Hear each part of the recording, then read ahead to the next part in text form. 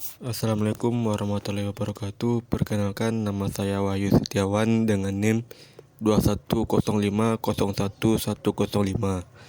Kali ini saya akan mempresentasikan ide bisnis saya, yaitu ide bisnis online dalam mata kuliah kewirausahaan media dan digital.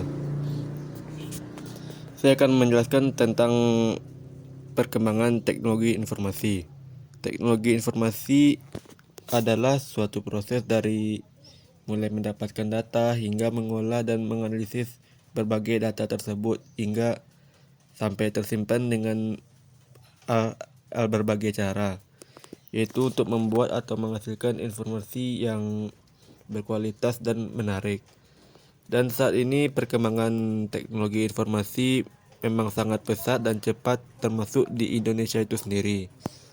Dan dengan adanya teknologi ini pada dasarnya adalah untuk mempermudah, pada dasarnya itu untuk dalam menjalankan sesuatu hal teknologi.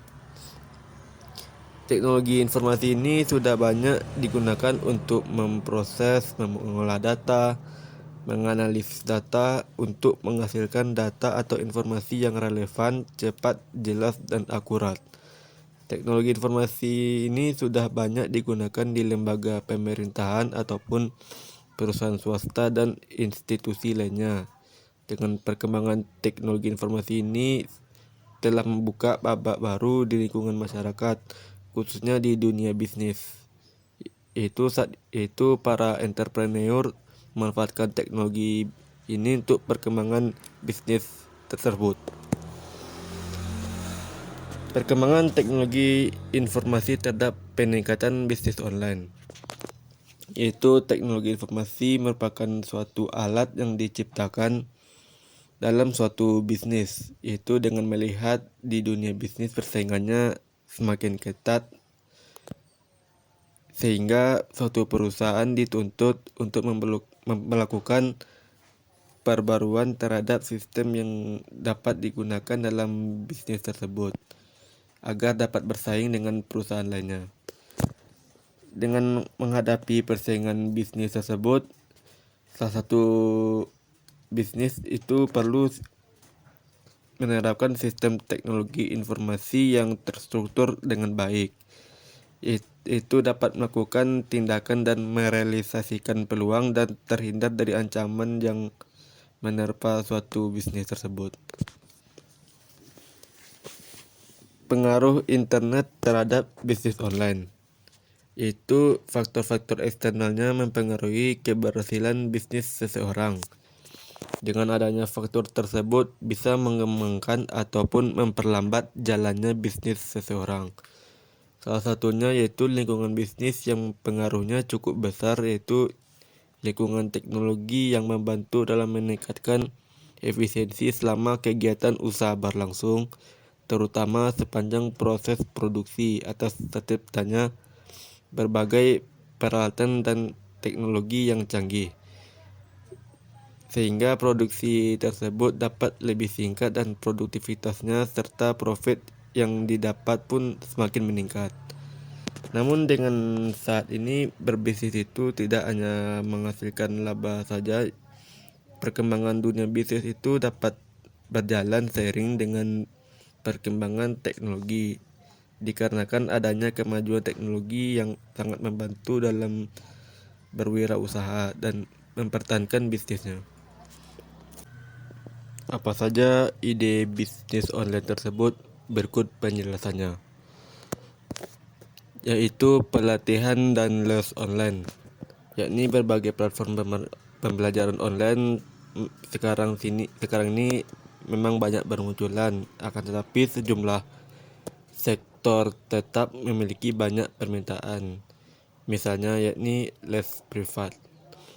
Tentu saja hal ini bisa dijadikan sebagai peluang untuk mendapatkan pemasukan tiap bulannya, sedangkan modal yang dibutuhkannya memang tidak terlalu besar, yaitu memulai pelatihan atau les online bisa mengandalkan gadget yakni laptop maupun kuota internet. dan juga bisa lewat handphone ataupun lain-lainnya dan lain sebagainya. Penulis atau desain grafis, yakni menulis atau desain bisa dimanfaatkan dengan cara berbisnis, yakni di era serba digital ini permintaan dari konsumen tersebut cukup tinggi sehingga berpotensi mendatangkan berbagai keuntungan. Untuk memulai bisnis tersebut memerlukan modal yang cukup banyak, yakni perangkat yang kompatibel untuk membuat desain dan jaringan internet yang sangat memadai. Jasa titip.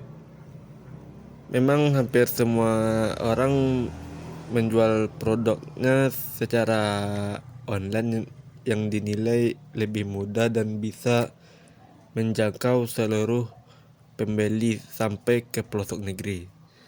Begitu juga dengan jasa titip ya atau just tip. Ini bisnis online tersebut memang salah satu modal usaha yang sangat menjanjikan dengan berada di suatu daerah yang kesulitan mencari barang oleh para konsumen tertentu. Bisnis tersebut meliputi pembelian makanan, minuman, barang, fashion, atau apapun yang dibutuhkan oleh para konsumen. Dropshipper.